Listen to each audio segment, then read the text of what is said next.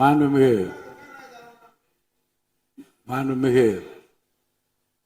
எதிர்க்கட்சி தலைவர் அவர்கள் ஆளுநர் உரைக்கு நன்றி தெரிவித்து ஆளுநர் உரை பற்றி பேசுவார் என்று உங்களைப் போல நான் ஆர்வமாக எதிர்பார்த்துக் கொண்டிருக்கிறேன். ஆதாரம் இல்லாமல் குற்றச்சாட்டுகளை தவிர்க்க வேண்டும் என்று நான் கேட்டிருக்கிறேன். நீங்கள் கொடுத்திருக்கிற அந்த ஆதாரங்களை எல்லாம் உன்னிப்பாக மாண்புமிகு முதலமைச்சர் கவனித்துக் கொண்டுதான் இருக்கிறார், குறிப்பீடு எடுத்துக் கொண்டிருக்கிறார். அவர் நாளை உங்களுக்கென்று நமக்கென்று அவர் பதிலளிக்கவும் காத்திருக்கிறார். எனவே பொதுவாக குற்றச்சாட்டுகளை கூறுவதை விடுத்துவிட்டு நேரடியாக விவாதத்திற்கு வரும்போது மாண்புமிகு பொதுப்பணித்துறை அமைச்சர்கள் பதில் சொன்ன பிறகு நான் சொல்கிறேன். பொதுப்பணித்துறை அமைச்சர் அவர்கள். மாண்புமிகு பேரவைத் தலைவர்களே, உறுதியாக சட்டமன்ற உறுப்பினர்கள் எதிர்க்கட்சி தலைவருடைய அனைத்து கருத்துக்களுக்கும் மாண்புமிகு முதலமைச்சர் அவர்கள் நாளைக்கு பதில் சொல்ல போறாரு. அதற்கு முன்பு ஒரே ஒரு குறிப்பு. ஏன்னா போன ஆட்சியில துணை முதலமைச்சரா எதிர்க்கட்சி தலைவர் இருந்தாரு. அவருக்கு ஒரு பதிவு பண்றேன், வேணாலும் இதை இந்த அவை முடிந்த பிறகு அவரே ஆராய்ந்து சொல்லட்டும்.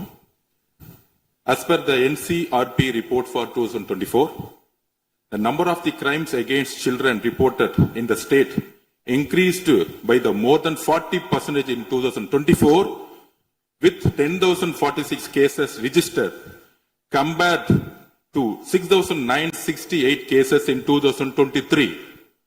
அன்றைக்கு திராவிட முன்னேற்ற கழகத்துடைய முதலமைச்சராக இருந்த திரு மு க ஸ்டாலின் அவர்களுடைய ஆட்சியில், நீங்கள் டெப்டி சிஎம்மாக இருந்த ஆட்சியில் 2023 இருந்து 2024க்குள் ஒரு வருடத்தில் 40% போஸ்கோ ஆக்ட், அதாவது குழந்தைகளுக்கு பாதிப்பு ஏற்பட்டது. யாரோட அறிக்கைன்னா என்சிஆர்பி. இதற்கு முக்கிய காரணம் ட்ரக்ஸ். 6 வருடங்களுக்கு முன்பு ட்ரக்ஸ் தமிழ்நாட்டில் கிடையாது, இது எல்லோருக்கும் தெரியும்.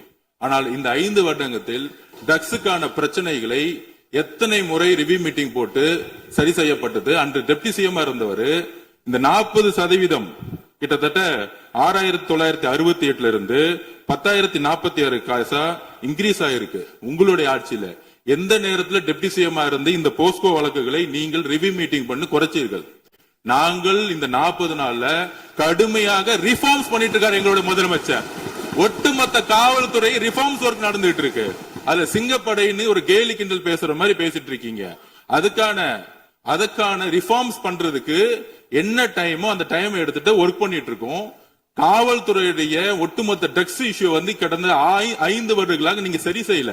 அந்த ட்ரக்ஸ் எதிர்கொள்றவங்க தான் ரேப் பண்ணப்படுறாங்க. நீங்க சொல்றீங்க தமிழக வெற்றி கழகத்தோட ஆளுங்கட்சின்னு. திராவிட முன்னேற்ற கழகத்துல எத்தனை பேர் 2 வயசு குழந்தைகளை ரேப் பண்ண திராவிட முன்னேற்ற கழகம்? ஆதாரம் இல்லாம நீங்களும் ஆதாரம் இல்லாம சொல்லக்கூடாது. ஆதாரம் இருக்கு. பேரை சொல்லுங்க, ஊரை சொல்லுங்க, எந்த வழக்கு போலீஸ் ஸ்டேஷன் சொல்லுங்க. நீங்க சொல்லக்கூடாது. பேரவைத் தலைவர்களே, ஆதாரத்தை நாளைக்கே நான் சப்மிட் பண்றேன். நாளைக்கே சப்மிட் பண்றோம். அதாவது நாங்கள் பதிவு பண்ணுவது, நாங்கள் என்ன இல்ல நான் பேசி முடிச்சிடுறேன்.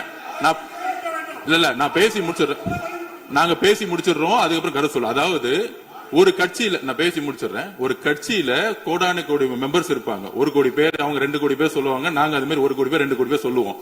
அதுல சில பேர் செய்யக்கூடிய தவறுகளை உடனடியாக கவனித்து வரும் பொழுது யார் யாரெல்லாம் தவறு உடனடியாக கைது செய்யப்பட்டிருக்காங்க. இது திமுக அதிமுக மித்த கட்சி பிரச்சனைகள் கிடையாது.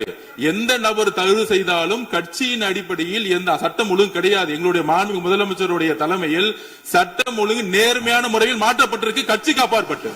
இதை நாங்கள் பதிவு செய்கிறோம். அதனால மாண்புமிகு துணை முதலமைச்சர் அவர்கள் எந்த அளவுக்கு போஸ்கோ கேஸும் ட்ரக்ஸோட இஷ்யூஸும் 2021-26 அதிகமாகிறத உங்களுடைய ஆய்வை நீங்கள் மேற்கொள்ளுங்கள், எழுதி வைத்துக் கொள்ளுங்கள்.